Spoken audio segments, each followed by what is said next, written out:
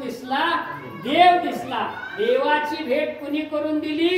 गुरुनी करून दिली. आपल्याला दिसतो ते देव कुठला? प्रतिमेतला आणि मूर्तीतला.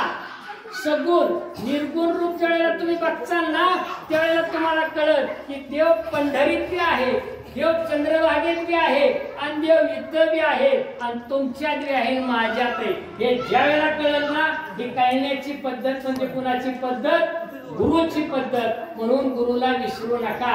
एक राजा होता, राजाचा मोठा राजवाडा होता. राजवाड्यामध्ये सगळे प्रधान होते, प्रजा सुखी होती. आणि एका रात्री राजाच्या राजवाड्यामध्ये चोरी झाली आणि चोर चोरी करून त्या भिंतीवरून उडी मारून जात असताना भिंत पडली, चोराचा पाय मोडला आणि प्रधानाला चोर सापडला. सबसे बडा गुरु बघा मी सांगतोय. आता चोर सापडल्यानंतर सकाळी काय भरला? राज दरबार भरला. राजा सिंहासनावर बसला. प्रधानाने सांगितलं की महाराज या चोराने रात्री चोरी केली आणि तो चोर सापडलाय. राजाने सांगितलं चोराला फाशी द्या. फाशीची तयारी झाल्यानंतर चोर म्हटला माझी चूक नाही. राजा म्हणला चोर असून तू माझी चूक नाही म्हणतोय? महाराज माझी चूकच नाही.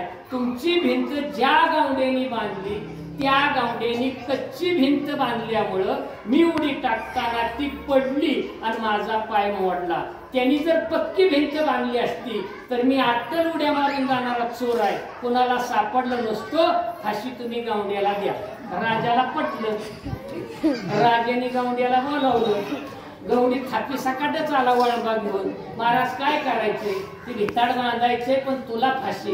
म्हणले मला का फाशी? अरे रात्री चोर आला होता, उडी मारण्यात तो पटाईत होता, तू भिंत कच्ची बांधल्यामुळे त्याचा पाय मोडला, तो सापडला. तू जर पक्की भिंत बांधली असती तर चोर सापडला नसता. मग गुन्हेगार कोण?